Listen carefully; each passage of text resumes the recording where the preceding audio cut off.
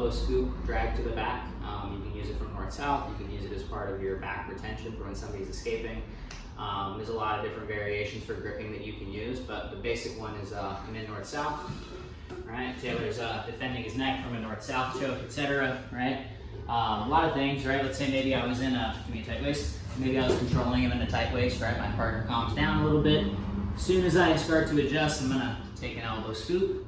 My tight waist is gonna come off. I'm gonna take another elbow scoop. Now, if I try to just force him this way, he can resist. Right, so usually what I'll do is I take him the opposite way of the way that I want first. Right, maybe a little rock, and then as he shifts, I want to shelve his head with my knee, right? Create a nice little pillow.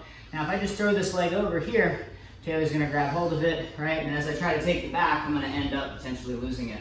So you want to make sure, right? Even if his knee is tight to his chest, right?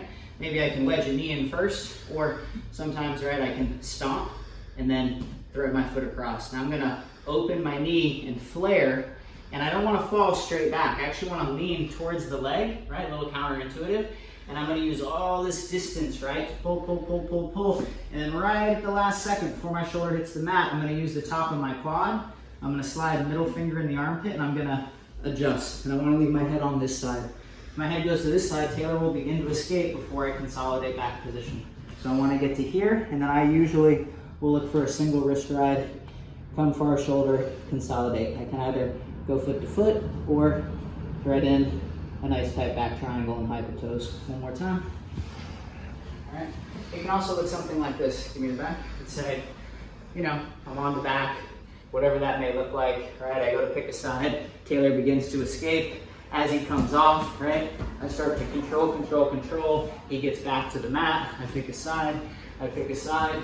Shelve. Notice my toes go all the way down the back, right? I see sometimes people flare this knee out, and as they fall back, they fall in this awkward position on their knee. It's bad for you. You can get hurt. My toes are going to fold all the way down the length of his back. If they could, they would go all the way to his tailbone, but they're not long enough. Right? Let's say he keeps his knee to his chest. This is smart. Maybe I wedge my knee in first, right? Or I stomp and I get my foot inside.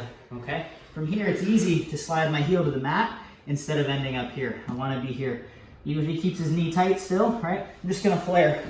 So I lean, lean, lean, lean, lean, lean, lean. Last second, I use my quad and my middle finger to armpit drag and adjust. Chin next to the neck, swim inside, and catch. And if he misses that opportunity to defend, I'm already on an attack. All right.